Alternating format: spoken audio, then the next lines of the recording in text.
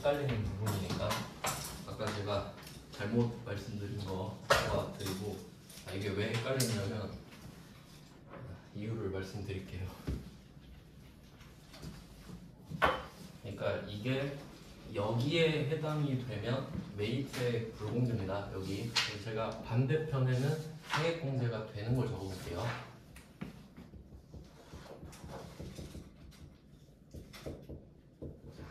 이쪽은 자동차에 대해서 부가가치세를 냈다면 돌려받을 수 있다라는 겁니다.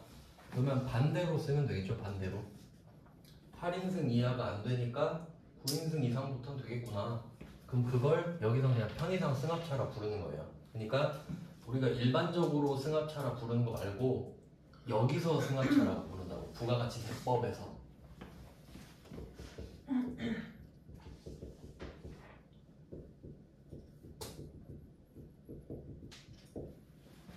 그 다음에 화물차가 아닌 게 세액공제가 안 됐으니까 화물차는 돼야겠죠. 그럼 여기서 포인트는 승합차랑 화물차면 이 조건만 충족하면 100이랑 상관없죠. 인승은 9인승 넘어야 되고 화물차는 인승 100이랑 필요 없는 겁니다. 화물차면 끝인 거예요, 그냥. 그리고 여기는 이제 100이랑 1000cc 이하가 들어가겠죠.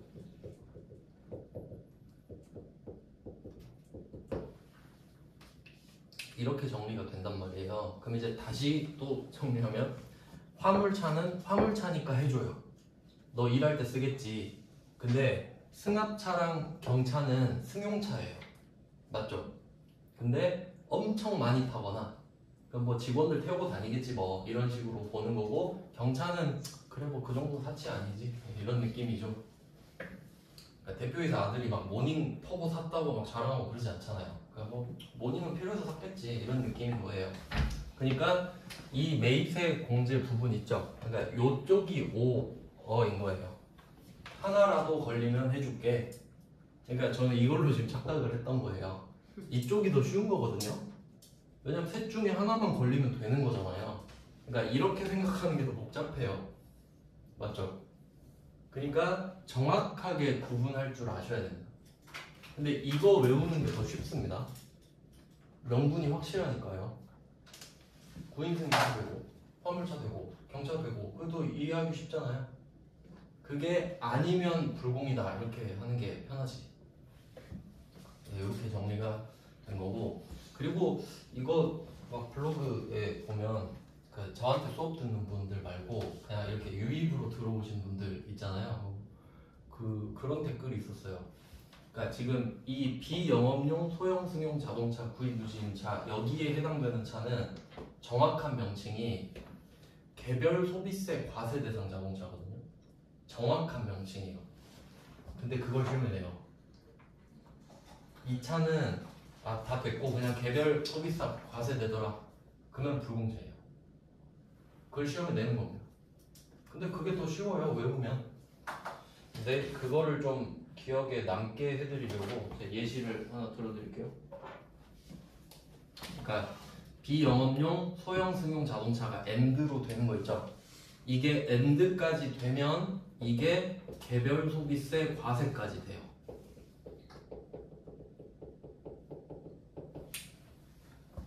근데 그냥 솔직히 다 외우죠. 다 외우는데, 네, 제가 뭐 이거 구조까지를 외우라고 말씀은 안 드리지만 여러분도 이제 차 사실 수도 있고, 그리고 막 실제로 그 차 사려고 하는 분들은 관심 많더라고요. 아니면 뭐 사업을 운영하시는 분들도 그렇고. 한번 제가 예를 들어볼게요. 예를.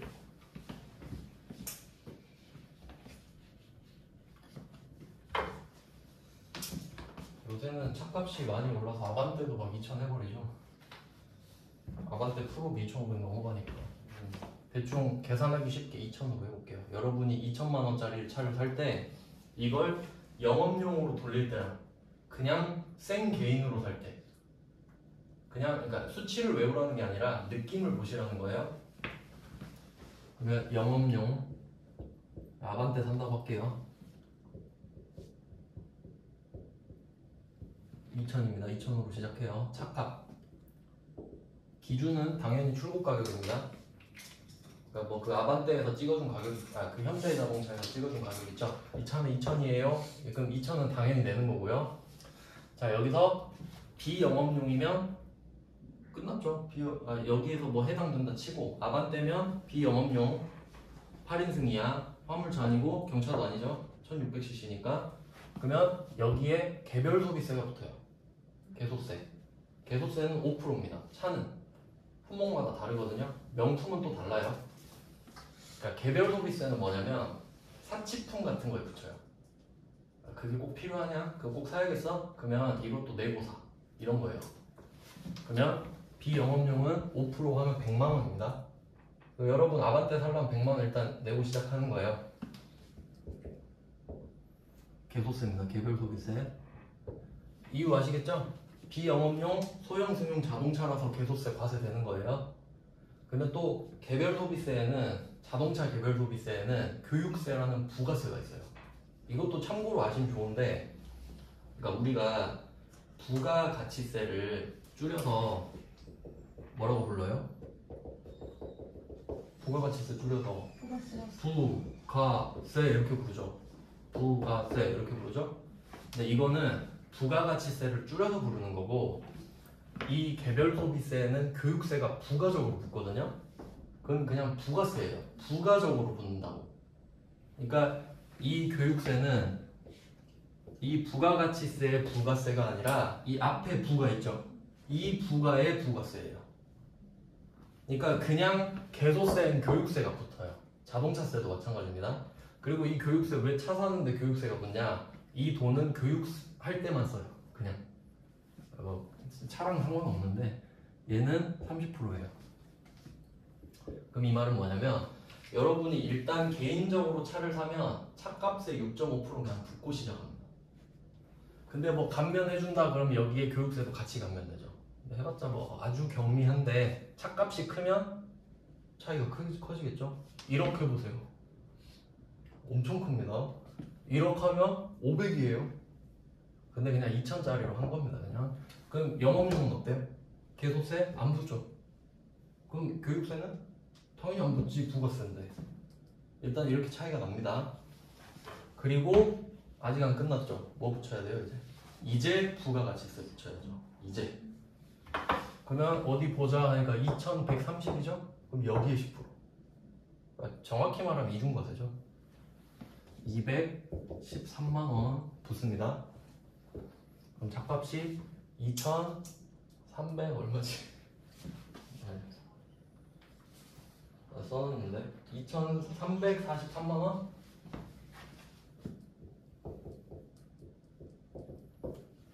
이렇게 돼요. 그럼 얘는 부가가치세 얼마 붙죠? 200이죠? 2,000에 200 붙는 거죠? 근데 잘 보세요. 이 200은 공제 받아요? 안 받아요? 받죠? 그럼 차값 얼마? 2,000 공제 받으니까. 그럼 얘는 생으로 2,000에 사죠. 택시로 뽑았다 아니면 그냥 회사 뭐 그 경비차 이런 걸로 썼다. 여기는 일단 343만원 차이 납니다. 이거 못 돌려받죠 다? 이 부가가치세 못 돌려받죠? 그럼 그냥 차값이 되는 겁니다. 회계상은. 근데 보세요. 아반떼에 사는 게 이래요. 그럼 포르쉐면 어떻게 되겠어요? 1,000 된다니까. 1,000단위 차이가 나버린다니까. 이해되시죠? 그러니까 웬만하면 영업용으로 어떻게든 돌려서 파는 게 좋거든요. 그럼 나는 그 택시 캡 쪽팔린 거 됐어. 그냥 세금 안 낼래. 그러면 차로 돌려서 타는 겁니다. 몇천 되면 여러분도 그런 생각할 수 있을 거예요. 그래서 이런 느낌입니다. 그래서 여기서 이 차를 얼마나 싫어하는지 느끼시라는 거예요. 너 차 뽑았네? 비영업용이야? 그거 사치잖아. 그러면 이거 한번 매기죠? 1차 테러, 2차 테러. 부가세 매기고 공제 안 해줘 버리죠. 두 번의 핸디캡이 있는 거예요. 두 번에. 그러니까 난 그거 진짜 싫다고. 개소세나 먹어라. 부가세도 안 돌려줘. 그러니까 이 느낌을 받으시라고요. 진짜 개 싫어한다고. 차 사는 거. 극혐. 근데 저 이거 택시인데요. 그래? 그럼 뭐 2,000 주고 타? 이런 느낌. 차이가 큽니다. 이제 소나타 K5급만 돼도 차이가 나고, 그리고 요새 막 비싼 택시 많잖아요. 전기차도 많고 혜택이 많아서. 그리고 사실 아직 안 끝났어요. 취득세도 차이 나요. 취득세도 달라요. 여러분이 이거를 사면은 7% 냅니다. 취득세 140 내요. 이것도 적지 않습니다. 근데 택시로 돌리면 100만 원 낸단 말이에요. 5% 맞아요. 차이 많이 나죠. 그럼 300, 거의 400만 원 돈 차이 나는데 아반떼 하나에 그 정도면 중고 모닝 하나 뽑겠네요. 그래서 저는 그 개인적으로 새 차를 사는 게 되게 좀 엄청난 사치라고 생각을 좀 해요. 왜냐면 제가 그 처음에 차 샀을 때 그 차 타면은 출고가 나오거든요. 제 차 출고가가 7,060만 원 써 있었는데 전 요걸 3천만 원에 샀단 말이에요. 감가 개쳐맞은 거. 그럼 보세요. 반값도 안 되죠. 그래서 저는 그렇게 생각해요. 한 5년 지난 차를 사는 게 최고다. 그럼 거의 반값 되거든요.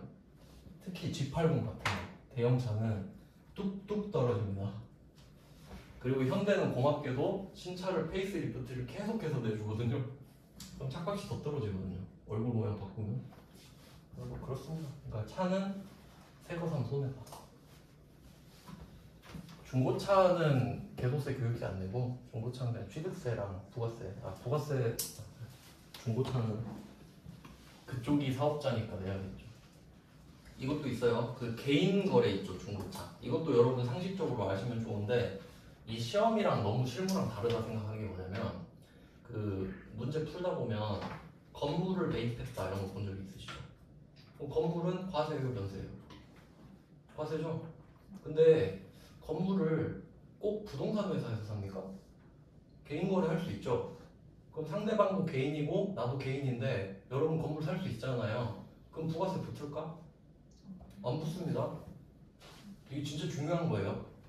개인 간에 거래하는데 상대방 사업자 아니잖아요. 그럼 안 붙어요. 근데 이 시험은 시험을 위한 시험이니까 건물은 과세입니다. 그냥 그걸 강조하는 거야. 그래서 그 상대방을 주 붙여서 쓰죠. 그럼 사업자인 거니까. 그럼 차도 생각해 보세요. 여러분이 새 차를 뽑으면 현대자동차에서 사죠. 그럼 부가세 내야 되죠. 그럼 개인 매물 거래는 어때? 안 되죠? 당근마켓에서 팔잖아요, 차. 부가세 안 냅니다. 이제 그게 실무. 그러니까 자격증 공부만 하면 바보 돼요. 그러니까 실무 가서 건물인데 왜 부가세 안 내요? 뭐 이런 거 있겠지. 근데 그냥 좀 더 깊이 들어가 보면 사업자만 부가세를 걷어서 내더라. 이렇게 갑니다. 차 됐고요. 그래서 개소세 기억하세요. 문제에서 차 스펙을 갑자기 안 알려줘. 그냥 2000cc 차 샀다. 근데 이 차 살 때 나 개별 소비세 냈네. 그럼 세액공제 어떡할래? 그럼 안 된다 하면 됩니다. 그렇게도 많이 나와요. 진짜 깔끔하게 문제 나오는데 한 줄로 끝이에요. 답이 불공 찍어라 이거지. 네, 가장 중요한 거를 했고요. 제일 많이 나오는 거. 여러분 시험 볼 때 그냥 이거 나온다고 생각하시면 돼요. 그리고 이제 또 빈출 문제. 많이 틀리는 거. 토지 관련입니다. 토지 관련.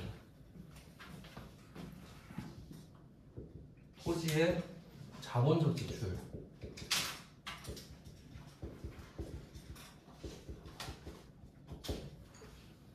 토지의 자본적, 이것도 중요합니다.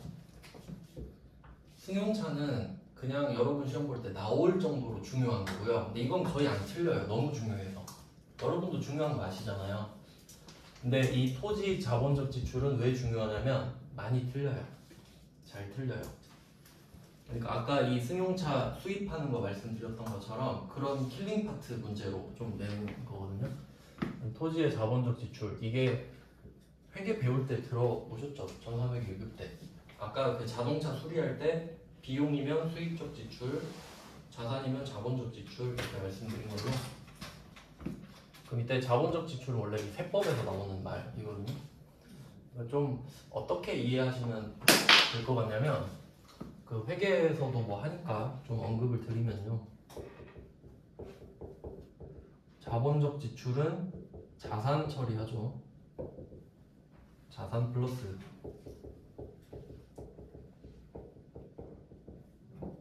수익적 지출은 비용 플러스. 그러니까 전제는 둘 다 현금이 나가는 겁니다. 그러니까 이 대변에는 현금 자산 마이너스가 있는 거고 그 자산 마이너스 반대편에 자산 플러스. 그러니까 이거는 돈을 썼지만 그 돈을 차에 발라가지고 차가 그만큼 다시 좋아졌다 이렇게 보는 거고. 그러니까 현금의 유출이 없다고 보는 겁니다. 그 돈을 차에다 넣어버린 거라고 생각하고, 근데 그냥 단순한 수리는 돈이 그냥 사라진 걸로 보는 거죠. 차가 원상 유지만 하는 거니까. 근데 이게 토지로 가는 겁니다. 토지로 가면 좀 더 범위가 넓어지고 어렵거든요. 그래서 일단 이 구조를 이해하셔야 되는데, 이거 이름은 어떻게 생각하시면 되냐면 자본, 자산, 수익, 비용이잖아요. 그냥 제 생각인데 그냥 비용은 수익에 대응이 되니까 비용 처리하면 수익적 지출이라 해라 한 것 같아요. 그냥 이 비용이 뭐 수익을 창출할 때 뭐 이바지하지 않았겠어? 그런 내용인 것 같고. 근데 자산, 자본 이런 것도 좀 용어가 나오는데 그냥 이렇게 생각하면 되지 않을까 싶어요. 이게 재무상태표가 있다고 할 때 왼쪽이 자산, 부채, 자본 뭐 이게 기본이잖아요. 근데 잘 생각해 보시면 이건 원래 엄청 기초에서 하는 건데, 부채가 늘었다 라고 하잖아요. 그러면 자산이 는 겁니다. 맞죠? 나 부채가 늘었어 하면 아 자산이 늘었구나 이렇게 판단하면 돼요. 왜냐면 이렇게 늘잖아요. 부채가 늘면 자산도 늘 수밖에 없죠. 그러니까 여러분 1,000만 원 빌리면 1,000만 원 현금이 생길 수밖에 없잖아요. 그리고 누군가가 그러니까 주식을 발행했다 하면 돈 들어오고 자본이 늘죠. 이 돈은 갚을 돈이 아닙니다. 자, 근데 반대로 해볼게요. 누가 자산이 늘었대. 그럼 궁금해야 돼요. 부채가 늘었는지 자본이 늘었는지 이해되시나요?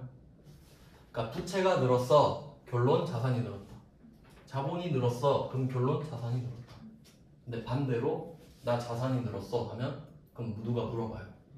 부채가 늘었어. 자본이 늘었어. 이해되시죠? 그럼 이때 자본적 지출이라고 하는 이유는 뭘까요? 나 자본이 늘었어. 그럼 뭐 늘었다고? 자산도 늘었어. 이 말 하고 싶은 것 같아요. 그러니까 내가 지금 헛돈 쓴 게 아니라 자본을 늘리는 데 썼거든. 그럼 자산도 늘었겠지? 이런 느낌인 거죠. 그래서 이러면 좀 더 기억에 남지 않을까요? 저는 이렇게 생각했어요. 뭐 어떻게 뭐 외우고 이해하고 해야 되니까. 그래서 일단 이걸 구분하셔야 된다 이거죠. 그래야 이게 뭔지 알지. 자본적 지출이 뭔지 알아야 토지 자본적 지출이 뭔지 알죠. 좀 어렵습니다. 차보다 어렵습니다. 근데 여태까지 쉬운 게 없었잖아요. 어차피 그냥 뭐 포기하면 되죠. 아 어차피 쉬운 게 없구나.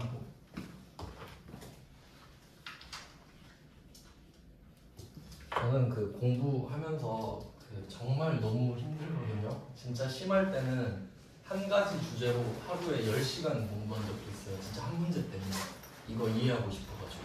근데 그런 걸 몇 번 하면 이제 두 가지 느낌이 오거든요. 첫 번째는 내가 하면 되는구나 이런 게 있어요. 그러니까 아침엔 죽을 것 같은데 내가 집에 갈 땐 이거 파고 가겠지 이런 거랑, 두 번째는 남들은 다 포기하겠지 난 해야지 그래야 몸값이 오르니까.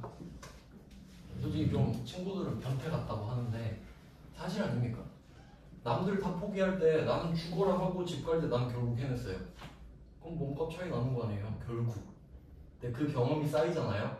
그럼 진짜 너무 힘들어도 이제 알아요. 아 이거 하면 되지, 몇 시간이나 하면 되지. 그럼 결국 하루 지나면 이제 할 줄 아는 사람 되거든요. 그래서 그 자신감이 이제 생겨요 좀. 그러니까 여러분도 뭐 이런 거 하면 솔직히 자동차 이거 어렵다? 진짜 3시간 동안 파보세요. 진짜 됩니다. 안 하니까 그렇지. 그래서 저는 솔직히 다른 사람들이 공부 안 했으면 좋겠다는 생각은 있어요. 나만 하게. 난 하니까. 그럼 이제 한번 볼게요. 토지 자본적 지출 관련. 보통 어떻게 시험에 나오냐면 그 토지 거래할 때 토지만 사는 경우도 있지만 건물이 붙어있는 토지를 살 때도 있단 말이죠. 이제 그게 문제 내기 좋아요. 그쵸? 딱 봐도 과세 면세 섞여 있고 금액도 뭐 다를 거고 그러면 그걸 이제 시험에 내는 겁니다. 그리고 방금 말씀드렸던 대로 우리 시험에서는 거래가 개인 간의 거래로 안 나오죠. 그러니까 상대방이 개인이면 부가세 없겠지만 보통 이제 주 붙여가지고 A 얘한테 샀다. 그러니까 부가세 써라 이 말이죠. 그래야 문제가 어려우니까. 자, 이거를 사는 겁니다.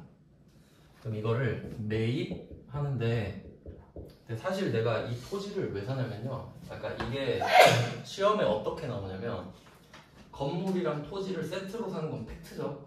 팩트. 근데 내 속내가 뭐냐면 속내. 네가 이거 왜 사니? 이거예요. 그러면 내가 이 건물이 탐나서 그러니까 건물을 산다고 하면은 건물만 살 수가 없죠. 그 민법상 이런 게 있어요. 만약에 내가 건물이랑 토지가 있는데 둘이 주인이 다르다고 해볼게요. 그런 경우는 없습니다 실제로. 물론 가족 간에는 그럴 수도 있겠는데 만약에 건물이 A 소유고 토지가 B 소유라고 해볼게요. 그러면 민법상 이렇게 돼 있어요. 토지 주인이 이 건물 면적만큼 토지를 못 쓰고 있죠. 그러면 건물 주인한테 가서 이 건물 좀 치워주시겠어요? 제가 토지를 써야 돼서요 하면 치워야 돼요. 어떻게든 뽑아서 옆으로 갖다 놓든 철거하든 제가 좀 써야 돼서 비켜주세요 하면 비켜야 돼요. 그럼 생각해보세요. 여러분이 바보가 아니라면 건물만 사겠나요? 바보지 그럼. 나 철거해야 돼요 건물 그럼. 그러니까 같이 세트로 파는 게 일반적으로 어쩔 수 없습니다. 그래서 여러분 아파트 매매하셔도 아파트가 위로 쭉 길잖아요. 그러면 그 세대수만 그 N방 돼 있어요. 그 토지 지분이. 그럴 수밖에 없겠지. 별로 의미는 없죠. 그냥 형식적으로 해놓은 거예요. 엄청 토지 지분이 적게 있어요. 그래서 보통 그 좀 투자 노리시는 분들이 빌라를 사는 이유가 빌라가 이제 그 면적이 좀 더 넓으니까 뭐 그런 것도 있고요. 근데 뭐 지금 우리는 그렇지는 않고 그럼 건물 토지를 샀다. 그럼 내가 건물 때문에 샀다. 근데 이게 흔하죠. 건물 때문에 사 건물이 탐나서 토지도 같이 샀다. 그럼 이게 좀 복잡하게 나오는데 근데 문제가 뭐냐면요. 그냥 예를 들어볼게요. 건물이 시가가 3억이고 토지가 시가가 7억이라 해볼게요. 보통 땅이 좀 더 비쌉니다. 그럼 이렇게 사는데 9억에 산 거예요. 그럼 일단 1차 면공이 옵니다. 그냥 금액이 다르잖아요. 상식적으로 생각해보세요. 시가가 3억 7억인데 딱 깔끔하게 10억에 거래가 되는 경우가 얼마나 있겠냐. 중간에 둘이 애누리도 좀 하고 어쩌고 저쩌고 할 거 아닙니까? 근데 이걸 9억에 샀대. 근데 난 건물이 필요해서 샀어. 그럼 이거는 회계에서 가장 많이 쓰는 패턴인데 안분이라는 개념이 나옵니다. 안분. 비율대로 쪼개는 겁니다. 비율대로. 그러니까 이 3억과 7억은 절대적인 가격이잖아요. 근데 비율로 한번 따져볼까요? 3억은 이 전체 중에 몇 퍼센트죠? 30%죠. 이거 쉽잖아요. 이 정도. 원래 엄청 어렵게 나와요. 소수점 막 떨어지게. 실제로는 그럴 거 아닙니까? 그러면 이렇게 되거든요. 근데 내가 낸 돈은 9억이죠. 그럼 9억에 30%가 건물값이 되는 거지. 근데 이 정도는 할만하지 않나요? 근데 이 정도 여러분 시험에 나온다 생각하셔야지. 알겠죠? 그냥 붕괴 그냥 간단하게 찍어보면은 현금으로 샀다고 하고 9억. 그리고 이것도 이제 좀 익숙해지셨나요? 그 좀 영 개수도 좀 익숙해지셔야 됩니다. 그러니까 숫자 빨리 읽는 것도 실력이에요. 그러니까 이제 아시잖아요. 100만이 공 6개인 거. 가서 막 1, 10, 100, 1000 이러고 있으면 안 되잖아 맨날. 그러니까 100만이 6개다. 기본으로 기억하시고 하나 늘어나면 1000, 2개 늘어나면 1억. 그러니까 이렇게 기억하셔도 돼요. 1억 단위는 흔해요. 이제 회사 가면. 그러니까 1억이 만 곱하기 만이거든요. 그러니까 0이 8개야. 이 정도 아시면 좀 10억까지는 빨리 세시는 게 좋아요. 그러니까 100만에서 하나 줄면 10만이고. 네, 그러면 현금 9억을 썼어. 이때 토지 30%니까 3927 2억 7천이죠? 아 건물이 근데 실제로 9억 냈을까요? 건물은 과세잖아요. 그럼 여기 부가세 붙지. 그러니까 여기 부가세가 포함된 금액이 들어갈 겁니다. 얼마죠? 2,700. 나는 2,700 더 냈겠지. 그리고 여긴 뭐가 들어가죠? 부가세, 대급금. 세금공제 받아야 되잖아요. 그리고 토지. 토지는 63. 자, 이렇게 되잖아요. 그럼 이렇게 문제를 내면은 계산서랑 세금 계산서 같이 봤죠. 세무 1급에서는 아마 나왔을 거예요. 이 거래에 대해서 적절한 증빙을 받았다고 했을 때 회계 처리하시고, 그러면 윗부분은 세금 계산서, 매입 과세, 아랫부분은 매입 면세 두 개 찍는 겁니다. 분계. 거래가 하나 있다고 무조건 분계가 한 개 있는 거 아닙니다. 이건 과세 거래랑 면세 거래가 같이 있는 거예요. 그렇게 나면 최상위. 왜냐면 지금 암분 하나 냈고 과세 면세 냈고 증빙 따로 쪼개는 것까지 이게 전산세무 1급 수준. 근데 여러분한테 내려면 개인한테 샀다 하면 부가세 없죠. 그러면 27, 63 이 정도 낼겠지. 아시겠죠? 어떻게 나올 수 있는가? 많이 틀릴 것 같은 포인트를 짚어드리는 거예요. 예시 같은 거. 왜냐면 기출문제를 보면은 제 입맛에 맞는 문제가 없어서 그냥 제가 예시를 들어드리는 거예요. 너무 다 수준이 낮아요. 근데 그걸 기출문제 나왔다고 이제 그때 소개하기엔 너무 늦거든요. 그냥 저는 제 생각대로 그냥 말씀을 드릴게요. 실무에서도 뭐 이렇게 할 거니까. 그래서 제가 말씀드렸지 않습니까? 이 회계세법은 배우면 바로 써먹을 수 있다. 이게 곧 실무입니다. 실제로 이렇게밖에 할 수 없지 않나요? 그냥 배운 게 그 사실이니까. 네, 이거는 이제 안분. 근데 방금 같은 경우는 건물이 필요해서 샀기 때문에 건물과 토지의 가치를 각각 인정하는 겁니다. 맞죠? 난 건물을 인정해 주는 거니까. 근데 여기서는 되게 특이하게도 완전 난 걔 부자예요. 난 이 땅만 있으면 되는데. 이 부지 위치가 너무 좋아. 이 건물은 그냥 치우고 내가 새로 지어야겠다. 이런 느낌으로 문제가 나와요. 그럼 그런 상황으로 보시는 거예요. 그러면 우리가 지금 이거를 그냥 뭐 9억이든 10억이든 이제 상관없어요. 9억에 샀다 할게요. 똑같이. 근데 내 눈에는 건물이 눈에 가시죠.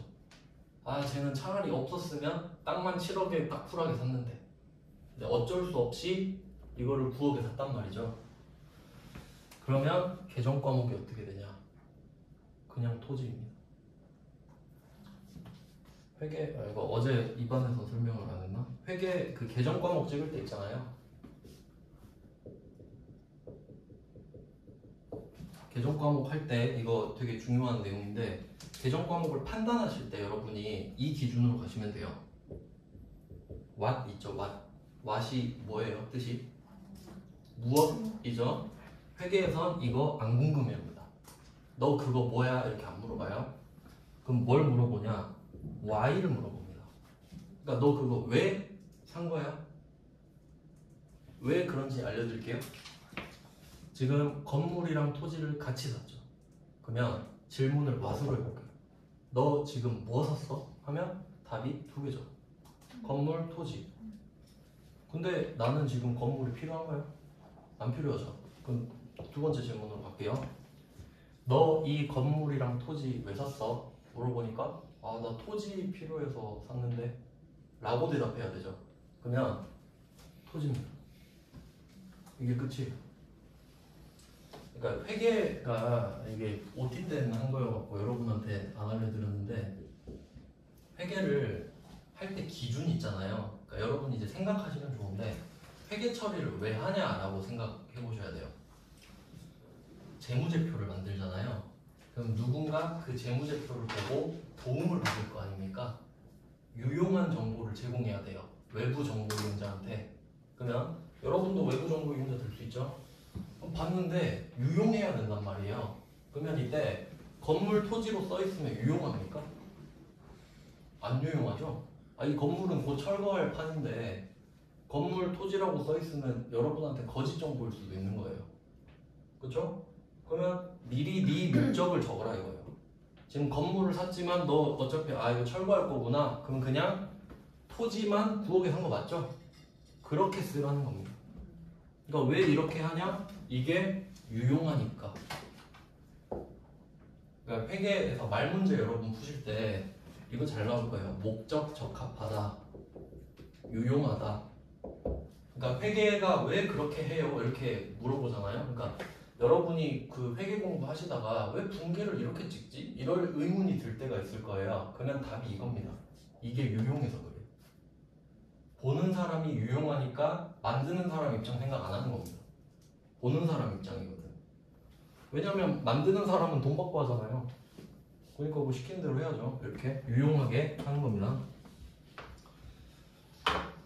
자, 그러면 여기서 포인트는 뭐죠? 건물은 토지가 돼버렸어요. 근데 실제로 주 A한테 샀으면 부가가치세 냈겠죠. 그게 포인트예요. 부가가치세도 토지가 돼요. 그러니까 회계로 분계를 찍잖아요. 진짜 이건 세법이고 세법상으로는 부가가치세가 붙고 안 붙고 이야기해요. 그리고 나서 회계로 넘어오잖아요. 이제 돈 썼으니까. 그러면 우리가 생각하는 토지는 63이죠. 레알 토지. 그리고 건물이 원래 270이었죠. 근데 이게 아니라 토지가 돼버렸죠. 그냥 땅을 비싸게 산 게 돼버렸잖아요. 근데 건물 때문에 부가가치세 냈죠. 그럼 2,700도 원래 냈는데 이거 돌려받을 수 있나요? 돌려받죠. 왜냐면 토지의 자본적 지출이라고 그랬습니다. 그러니까 자본적 지출은 자산 플러스라고 그랬잖아요. 그러니까 약간 여기서는 자본적 지출이라기보다는 취득 원가 가산 이렇게 보셔도 돼요. 어차피 둘 다 자산 플러스잖아요. 그러니까 얘도 무슨 부가세요? 그냥 내고 끝인 거지. 그럼 우리는 회계 처리 어떻게 합니까? 그냥 토지를 9억 2,700에 샀다. 그리고 또 중요한 거 있는데 이거 어디다 쓸까요?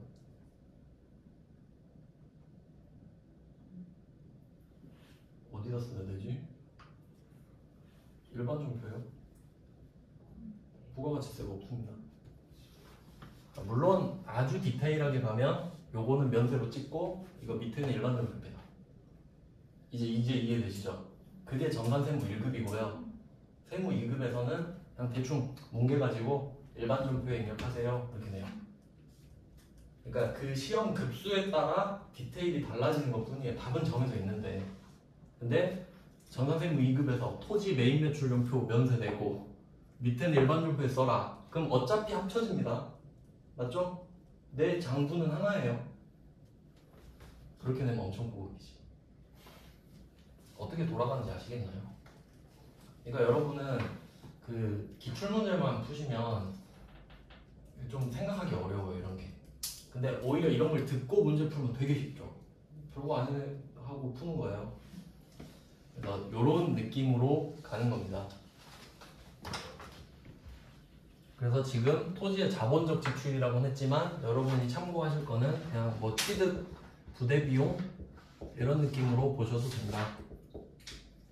취득원가 가산 개념. 그러니까 토지에 회계적으로 가산이 되는 이슈면 다 자본적 지출이라 하겠다 이런 느낌으로 볼게요. 좀 넓게.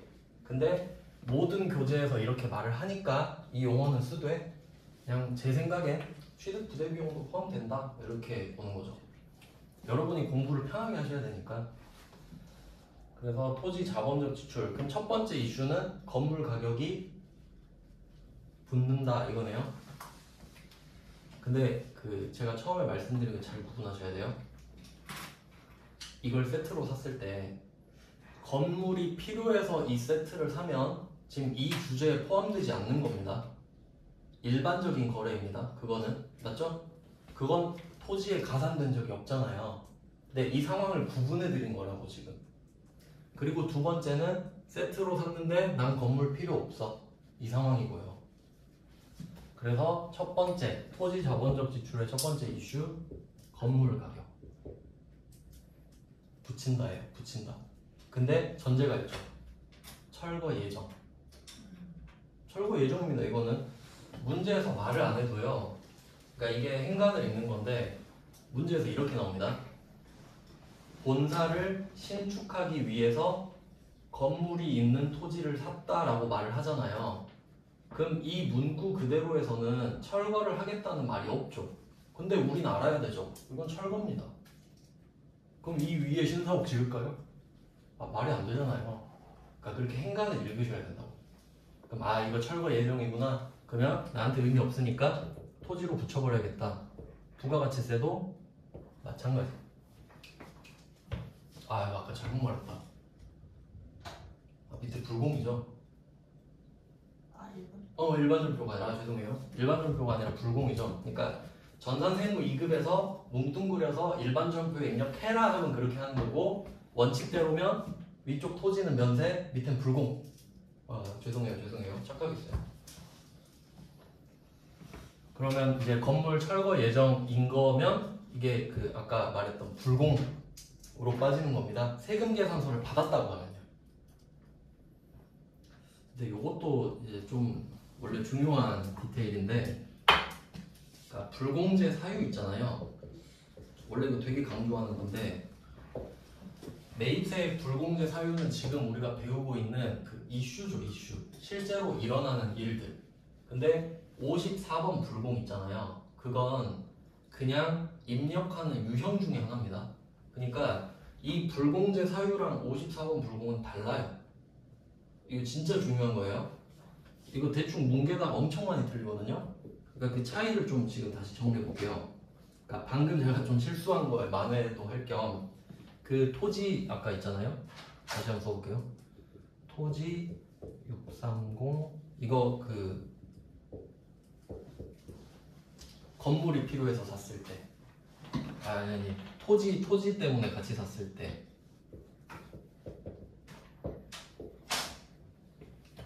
뭔 얘기하고 있지? 토지가 필요해서 세트로 샀을 때 토지가 필요해서 얘네를 샀어요. 토지가 필요해서. 그럼 이때 토지는 계산서를 받았을 겁니다. 맞죠? 그러면 매입 면세를 찍는 거예요. 계산서를 받았기 때문입니다. 근데 카드로 살 수도 있죠. 수수료 어마어마할 텐데 있긴 있잖아요. 그러면 카면 매입 현금 영수증이 그 정도 응용되시죠. 그리고 그냥 뭐 영수증 같은 거 받았다 그럴 리는 없지만 그럼 일반전표 가는 겁니다. 그런 느낌인 거예요. 그러니까 수치상으로는 변함은 없는데 어떤 증빙을 받았냐에 따라 달라지거든요. 근데 밑에가 중요해요. 이거는 결국 없는 거잖아요. 다. 그래서 이때 세금 계산서를 받았다고 하면 토지의 자본적 지출에 해당이 되죠 지금. 그리고 세금 계산서를 받았죠. 그럼 불공이 되는 거예요. 그러니까 이 불공제 사유에다가 세금 계산서를 받아야 불공이 되는 거잖아요. 근데 여기서 뭐 카드 전표를 받았다, 현금 영수증을 받았다 하면 일반 전표입니다. 알겠어요? 네, 그렇게 되는 거예요. 왜냐면 세금 계산서는 공제를 받든 못 받든 일단 받은 건 기록해요. 세금 계산서를 받았다는 사실이 너무나도 중요하거든요. 그러니까 불공은 제가 예외라고 말씀드렸었죠. 매입 매출 전표는 부가가치세를 관리할 차원으로 만들었는데 매입 불공은 부가세 자체가 찍히질 않잖아요. 근데도 적어요. 왜? 세금 계산서를 받았으니까. 근데 반대로 카드 전표나 현금 영수증을 받았을 때는 그 두 개가 별로 안 중요하거든요. 그때는 공제가 될 때만 적어요. 될 때만 카과 현과 이런 식으로. 그럼 지금은 카드 전표랑 현금 영수증을 받았는데 부가세를 못 돌려받는 상황이잖아요. 그럼 이건 그냥 일반 전표밖에 쓸 수가 없습니다. 공제가 안 되는데 카드 전표를 받았기 때문에. 이거 진짜 중요합니다. 세무사 시험에서 나와요. 그런 디테일이 있어요. 그러니까 알고는 계셔야겠죠. 왜냐면 실제로 그렇게 하니까요. 그래서 이게 처음에 제가 잘못 말씀을 드렸지만 어떻게 보면 반은 맞는 거인 거예요. 그러니까 세금 계산서를 받았다면 건물 파트는 불공, 세금 계산서 이외의 걸 받았거나 아예 안 받았다면 일반 전표입니다. 그렇게 정리하셔야 돼요. 이 정도까지 내지는 않겠지. 그래도 알고 계시면 좋아요. 그래서 첫 번째 말씀해 드렸습니다. 그러니까 지금 불공제 사유를 배우고 있는 거지 불공을 배우는 게 아닌 겁니다.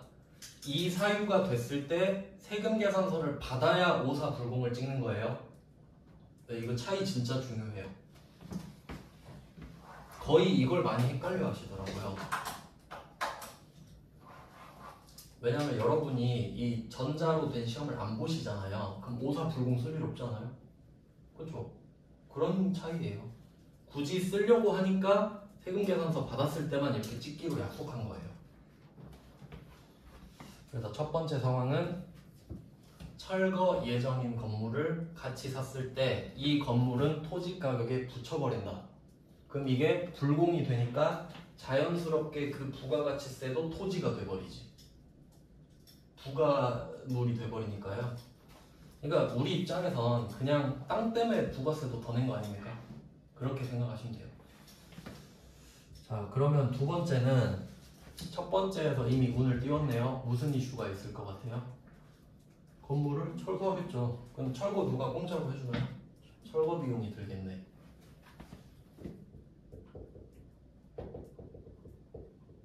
이거 뭐 정해진 겁니다. 세트로 쭉 내려가는 거예요. 뭐 철거 비용 당연히 그 과세죠. 과세일 거예요. 그러면 뭐 이건 그냥 말로 설명해 드릴게요. 1,000만 원 주고 철거한다. 그럼 부가세 100만 원 붙겠죠. 근데 왜 하는 거죠? 이 땅을 쓰고 싶잖아요, 지금. 그럼 땅을 쓰려면 땅이 평평해야 되죠. 근데 지금 건물이 서 있으니까 평평하지 않잖아요. 그럼 그냥 평평하게 만드는 거죠. 그러면 철거 왜 했어? 물어보는 거예요. 너 방금 뭐야? 철거 이거 아니고 너 철거 왜 하는 거야? 아, 저 토지 쓰고 싶어서요. 그럼 계정 과목이 토지죠. 그럼 토지 때문에 1,000만 원도 썼고 100만 원도 썼네요. 그럼 1,100이 토지로 또 붙죠. 토지 가격 계속 쌓는 겁니다. 그러면 언제까지 쌓을 건지 생각해 보세요. 언제까지? 토지가 평평해질 때까지. 아시겠죠? 그래서 얘는 붕괴 찍으면 어떻게 될까요? 매입 불공 토지 1,100. 매입 불공 세금 계산서 받았다 치면 세금 계산서 받았다 치면 매입 불공이 되죠. 불공제 사유인데 세금 계산서 받았으니까 오사 불공. 부가세는 못 돌려받죠. 계정 과목은 토지. 그러니까 항상 생각하실 때 첫 번째가 부가가치세예요. 부가가치세를 생각을 하신 다음에 두 번째가 회계처리입니다. 알겠죠? 당연하잖아요. 왜 이렇게 되는지 생각해 볼까요? 돈을 내는 건 팩트니까요. 여러분이 부가가치세를 냈냐 안 냈냐는 팩트 아닙니까? 이거에 따라 금액이 달라져 버리죠. 그러니까 과세인지 면세인지를 먼저 따져라 이거예요. 그러면 과세니까 1,100이 나갔죠. 그럼 그게 먼저 일단 1번. 근데 그 100만 원에 대해서 불공제 사유니까 1,100이 합쳐지는 겁니다. 그냥 거기까지가 부가가치세죠. 그럼 1,100이 만들어졌어. 지금 불공 1,100까지. 그 다음에 물어봐. 너 그거 왜 쓴 거야? 땅 때문에.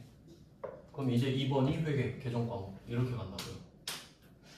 무조건 이렇게 갑니다. 구조가 이렇게 될 수밖에 없어요.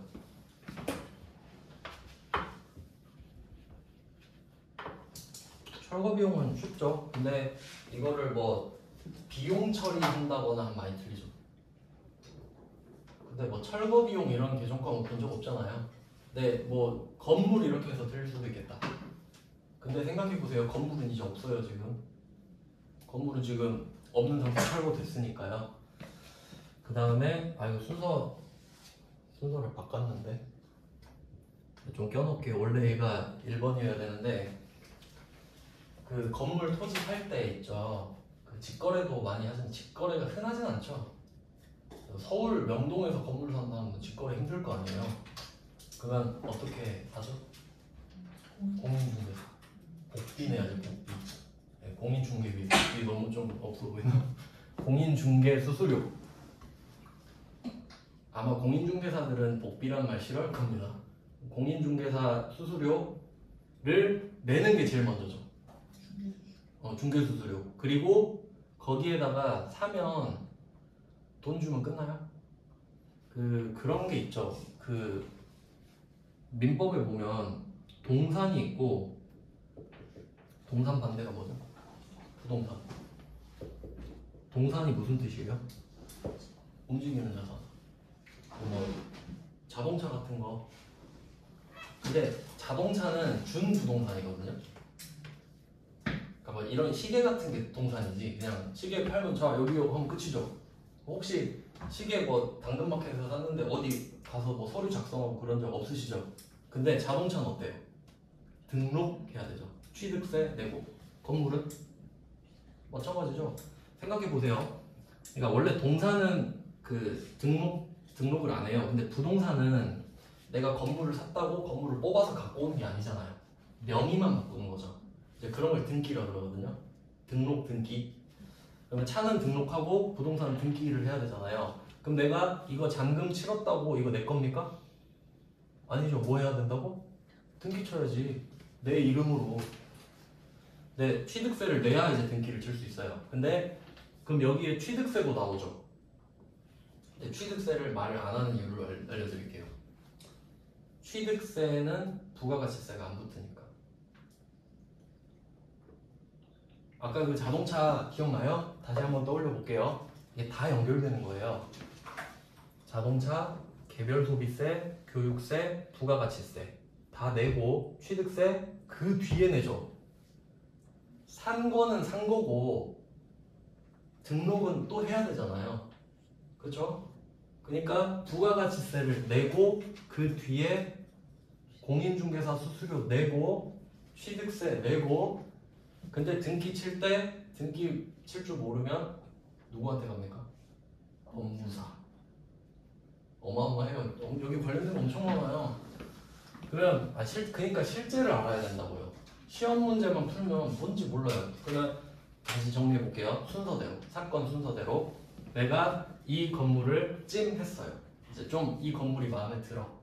그래서 공인중개사한테 물어봐요. 혹시 이 건물 주인이 혹시 안 내놓나요? 이렇게 찔러봐. 제가 이렇게 한번 해볼게요. 이렇게 해서 첫 번째 공인중개사 수수료가 들어갑니다.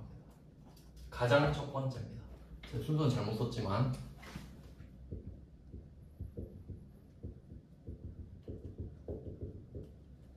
부가세 붙겠죠? 첫 번째 사건 순서 공인중개사 수수료를 냈습니다. 그럼 이제 중개를 해줬으니까 결제를 하겠죠. 그러면 이렇게 해서 건물값까지 회계 처리를 하겠네요. 돈 내고 건물값까지 회계 처리를 한 게 두 번째가 될 겁니다. 그리고 취득세를 내야 돼요. 근데 취득세는 부가가치세가 붙지 않으니까 어디에 적을 것 같아요? 일반전표에 적어야겠죠. 내고 끝이니까. 그럼 그 가격은 건물이랑 토지에 붙이는 거겠네요. 근데 미리 토지에 다 붙여버리겠죠. 건물 취득세까지. 이해되시죠? 그것도 나올 수 있습니다. 그러니까 문제에서 이렇게 설명하는 거예요. 이 상황을 설명을 하고 나 이거 토지 때문에 샀는데 건물분 취득세랑 토지분 취득세를 냈다. 답 토지죠. 근데 건물 토지 쓰면 틀린 거 아니에요? 건물은 어차피 철거할 건데. 맞죠? 무슨 말인지 아시겠죠?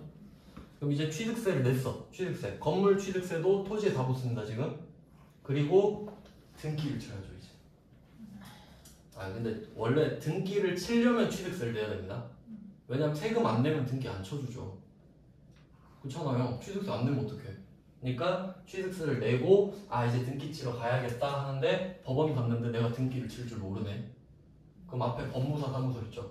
저 선생님 그 등기 좀 쳐주세요 하면 등기 비용도 붙겠죠. 그러니까 엄밀히 따지면 공인중개사 수수료 다음에 취득세 다음에 법무사 수수료거든요. 그렇잖아요. 그냥 사건 순서대로 하면 여러분도 건물 사고 팔 일이 있지 않습니까? 그럴 일이 있었으면 좋겠네요. 그러면 이 사이에 취득세가 끼는데 취득세는 부가가치세가 안 붙잖아요. 그리고 그 다음에 법무사가 오잖아요. 그러니까 이렇게 같이 쓸 거라고. 공인중개사 법무사 수수료를 둘 다 과세니까요. 근데 얘네들은 하나도 안 어렵죠? 그냥 매입 불공 쓰고 토지입니다. 그러니까 지금 여기에 있는 애들은 계정번호가 다 토지예요. 그렇게 생각하면 쉬워요. 근데 이렇게 모아놓고 보면 쉽거든요. 여기 있는 거 다 토지입니다 하면 그래 하잖아요. 근데 흩어놓잖아. 시험에서는 뿌려놓잖아요. 그리고 주워서 다시 토지로 집어넣어야죠. 그러니까 이게 원래 사건 순서 첫 번째예요. 그러니까 막 뒤죽박죽이긴 한데, 자 이제 등기를 쳤어요. 이제 철거할 자격이 생기는 거예요. 내 건물이니까. 그리고 이제 철거 들어갑니다. 그럼 철거는 아까 했죠. 매입 불공 토지 1100. 그리고 이제 뭐 하냐, 또 생각해보세요. 이건 진짜 사실을 말씀드리는 거예요. 자 철거하고 갔어요. 그럼 여기 바로 건물 지을 수 있을까요? 약간 울퉁불퉁하겠지, 철거했어도. 그래서 땅을 평평하게 하는 작업을 한번 또 해요. 그 이제 정지 작업이라고 하는데, 원래 그 좀 되게 많아요. 그 원래 땅이, 건물 지을 땅이 평평해야 되잖아요. 그 막 땅이 이렇게 막 파여 있고 그러면 이걸 채우는 걸 성토라 그러고, 뭐 잘라내는 걸 절토라 그러고, 막 그런 거 되게 많은데, 근데 시험에서는 정지만 나왔어요. 근데 여기서 그 느낌을 받으셔야 돼요. 왜냐면 성토, 절토도 나올 수 있거든요. 나온 적은 없지만. 근데 여러분이 아셔야 되는 거는, 철거가 끝났는데도 아직 건물 지을 상태는 아닌 것 같다, 이런 느낌이 왔을 때 이런 작업들을 하는 거예요. 토지 관련된 작업들을. 그래서 좀 정확한 명칭은 복잡하지만 정지 작업이 나왔었어. 정지, 땅을 평평하게 하는 겁니다. 정지 수수료라고 할까요?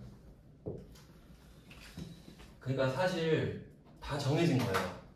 그러니까 내가 이 토지를 쓰기 위해 건물이 붙어있는 토지를 샀다고 하면 이 이슈들이 그냥 정해진 거라고. 어쩔 수가 없어. 이건 그냥 다 있는 겁니다, 항상. 근데 여기서 뭘 낼 거냐가 문제지. 그래도 여러분이 이해를 하고 있으면 좋겠죠? 그냥 흐름이 보이니까. 그래서 정지 수수료까지 이렇게 있고요. 또 빼먹은 게 없나? 일단 여기까지 하고 11시 5분까지 쉬고 다시 하겠습니다.